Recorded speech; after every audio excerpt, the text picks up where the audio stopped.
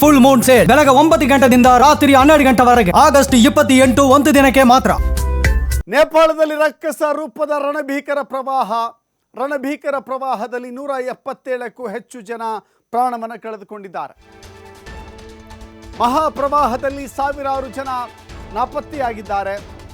ಈ ಭೀಕರ ಪ್ರವಾಹದಲ್ಲಿ ಹಲವು ಜನ ಸಿಲುಕಿ ಪರದಾಟವನ್ನು ಅನುಭವಿಸ್ತಾ ಇದ್ದಾರೆ. 21 ಭಾರತೀಯರ ರಕ್ಷಣೆ ಆಗಿದೆ ಅನ್ನೋದು ಸಮಾಧಾನ ತಂದಿದೆ. 21 ಭಾರತೀಯರನ್ನು ರಕ್ಷಣೆ ಮಾಡಲಾಗಿದೆ. ನೇಪಾಳದಲ್ಲಿ ರಕ್ಷಣಾ ಕಾರ್ಯಾಚರಣೆ ಮತ್ತಷ್ಟು ಚುರುಕುಗೊಂಡಿದೆ. ಹೆಲಿಕಾಪ್ಟರ್ ಮೂಲಕ ರಕ್ಷಣಾ ಕಾರ್ಯಾಚರಣೆಯನ್ನು ಮಾಡಲಾಗ್ತಾ ಇದೆ. ಕಲಬುರಗಿಯ 2 ಪ್ರವಾಸಿಗರು ಸುರಕ್ಷಿತರಾಗಿದ್ದಾರೆ. ನೇಪಾಳಕ್ಕೆ ತೆರಳಿದ್ದಂಥ ಹಾವೇರಿ ಮೂಲದ 15 ಜನರು ಕೂಡ ಸುರಕ್ಷಿತವಾಗಿದ್ದಾರೆ. ಪ್ರವಾಸದಲ್ಲಿರುವಂಥ ಶಿವನಗೌಡ ಅವರ ಪುತ್ರ ಆಕಾಶ್ ಪ್ರತಿಕ್ರಿಯೆ ಕೊಟ್ಟಿದ್ದಾರೆ.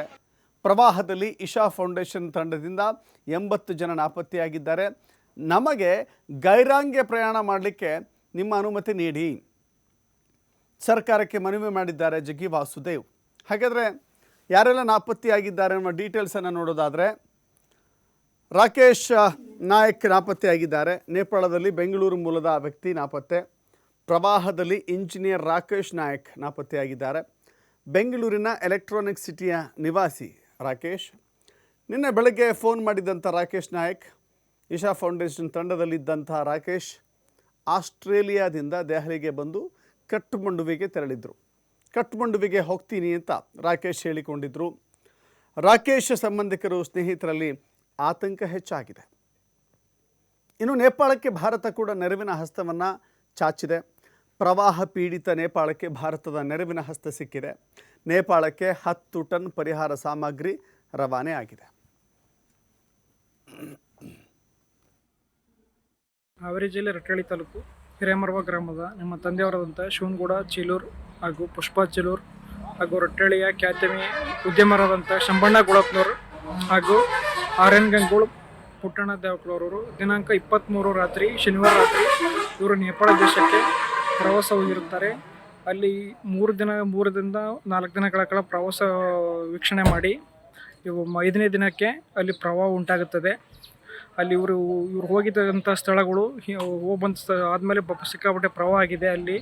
ಅಲ್ಲಿ ಜನ ಕೂಡ ಅಸ್ತವ್ಯಸ್ತಗೊಂಡಿದ್ದಾರೆ. ಅವರು ಕೂಡ ನಾನು ನಮ್ಮ ತಂದೆಯವರಿಗೆ ಕಾಲ್ ಮಾಡಿದ್ದೆ.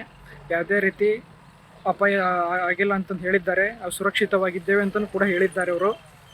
ಹಾಗೂ ಎಲ್ಲ ಸೇಫ್ ಜೂನ್ದಲ್ಲಿ ಅದೀವಿ ಅಂತ ಕೂಡ ಹೇಳಿದ್ದಾರೆ ಅವರು. ಯಾವುದೇ ರೀತಿ ಸಮಸ್ಯೆ ಆಗಿಲ್ಲ ಅಂತಲೂ ಕೂಡ ಕಾಲ್ ಮಾಡಿ ನಾನು ಮಾತಾಡಿದ್ದೀನಿ. ಎಲ್ಲರೂ ಕೂಡ ಮಾತಾಡಿದ್ದಾರೆ.